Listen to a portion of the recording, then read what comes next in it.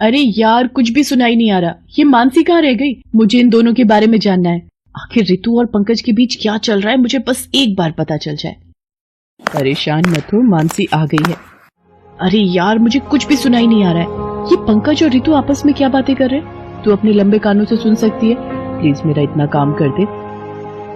अच्छा रुक, अभी सुनती हूँ। ये थी मानसी, जो हर जगह अपने लंबे कानों की वजह से अपने कॉलेज और कॉलोनी में मशहूर थी। मानसी के कान लंबे थे, जिनसे वो दूर की बातें भी सुन लेती थी। पंकज और रितु का आपस में चक्कर चल रहा है। वो दोनों शाम को रेस्टोरेंट पर मिलने की बात कर रहे हैं। अरे रितु कुछ और भी कह रही है। चल छोड़ यार, अब तुझे क्या बताऊं। अरे बता ना, मेरे अंदर बहुत हिम्मत है सुनने की। मैंने इस रितु का बैंड ना बजा दिया तो मेरा नाम भी कोमल नहीं। बता बता, क्या बोल रही है? रितु ने कहा कि बहन जी टाइप दिखने वाली कोमल अगर उसके और पंकज के रिश्ते के बीच में आई तो उसकी खैर नहीं। क्या? रितु ने ऐसा कहा? अभी उसकी खबर लेती हूँ। मानसी, तेरे लंबे कानों की वजह से आज रितु और पंकज कोमल के हाथों से नहीं बच पाएंगे। अब इसमें मेरी क्या गलती है? लोग मेरी हेल्प मांगते हैं तो मैं कर देती हूँ। मैं खुद से थोड़ी किसी का बुरा चाहती हूँ। अब मेरे कान लंबे हैं, इनका कुछ तो फायदा उठाऊंगी। अच्छा मैं चलती हूँ, आज माँ के साथ बाजार जाना है, इसलिए कॉलेज से जल्दी जा रही हूँ। मानसी माँ के साथ बाजार जाती है और रास्ते में कॉलेज की बात अपनी माँ को बताती है।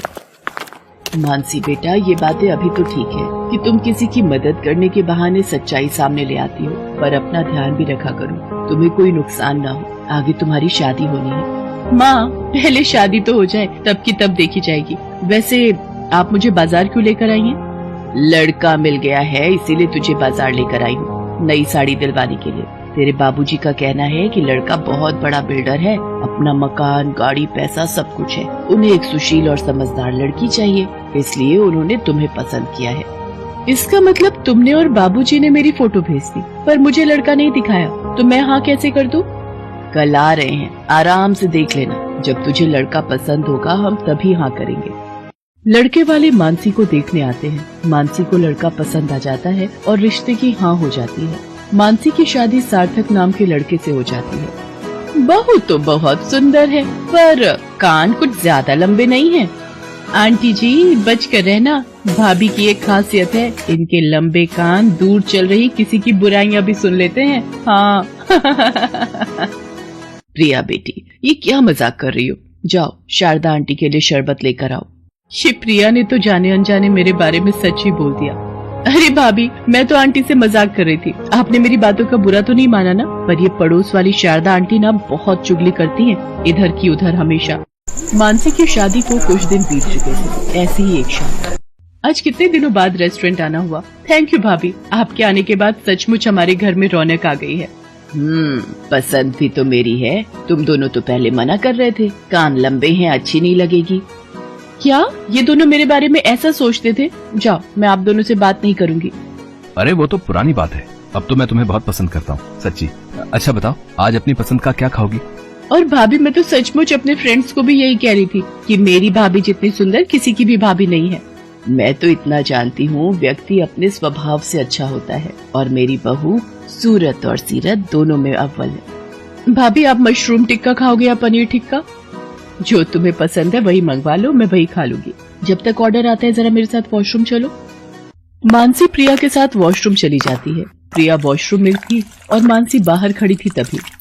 कल वाले जो मशरूम बचे हुए हैं वही बना रहा है ना, क्योंकि हमें आज वाली ताजी सब्जियों का इस्तेमाल नहीं करना है। कितने सालों से इस रेस्टोरेंट में काम कर रहे हैं, आज तक किसी को कोई खबर हुई है क्या? नहीं ना।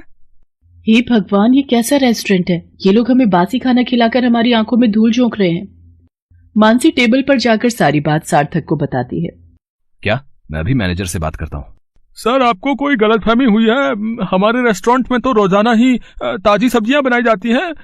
अगर आप चाहें तो मैं आपको अपने रेस्टोरेंट की किचन दिखा सकता हूँ।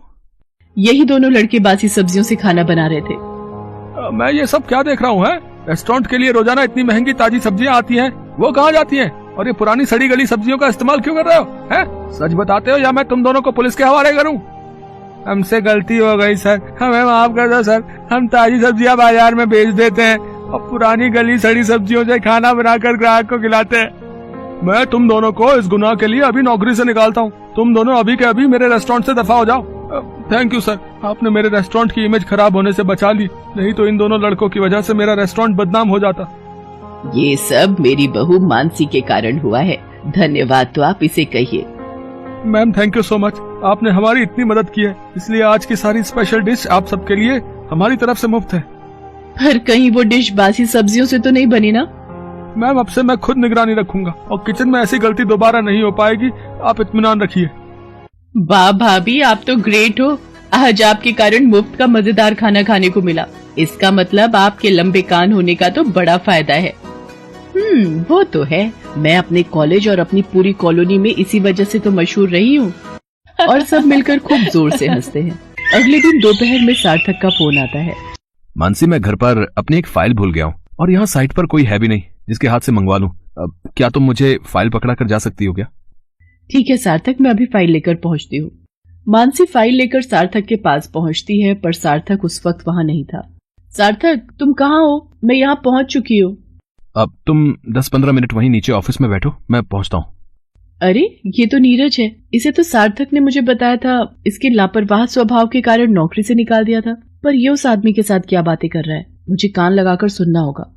देखो, तुम्हें ये बिल्डिंग बनाने के लिए सबसे घटिया मटेरियल यूज करना होगा ताकि कुछ दिनों में ही बिल्डिंग गिरकर मलबे में बदल जाए और सारा इल्जाम उस सार्थक पर आ जाए जिसने मुझे नौकरी से निकलवाने की हिम्मत की थी। आप चिंता मत करो, मैं सब काम संभाल लूंगा, बस आप मेरे पैसे तैयार रखना, ठीक है? इससे पहले कि कोई मुझे देखे, मैं यहाँ से जा रहा हूँ।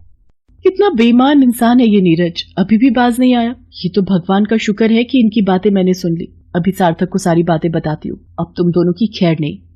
क्या हुआ मानसी, तुमने मुझे अचानक फोन करके क्यों बुलाया? मैं थोड़ी देर में ही आ रहा था। ये देखो सार्थक, मैंने अपने फोन में वीडियो बनाई है, इस वीडियो को ध्यान से देखो। ये नीरज जिसे तुमने नौकरी से निकाल दिया था, वो नीरज तुम्हारी बिल्डिंग में काम करने वाले वर्कर के साथ क्या बातें कर रहा है। नीरज इतना घटिया इंसान निकलेगा ये मैंने कभी नहीं सोचा था। मानसी, तुम चिंता मत करो, मैं इस वीडियो को पुलिस को दिखाकर इन दोनों को पुलिस के हवाले कर दूंगा। सार्थक पुलिस को वो वीडियो दिखाता है और बेईमान नीरज के साथ उस बेईमान वर्कर दोनों को पुलिस पकड़कर ले जाती है। मानसी, तुम नहीं जानती हो, तुमने अनजाने में मेरे हाथों कितना बड़ा गुनाह होने से मुझे बचा लिया। Thank you so much. पर तुम्हें इतनी दूर से बात करते हुए नीरज और वर्कर की आवाज सुनाई कैसे दी? सार्थक, शायद तुम मेरे लंबे कान भूल गए। मेरे लंबे कान दूर की बातें भी साफ साफ सुन लेते हैं। सार्थक मानसी को लेकर घर पहुंचता है और सारी बात माँ और प्रिया को बताता है। इस बात से वो दोनों भी बहुत खुश होती हैं। मेरी बहू लाखों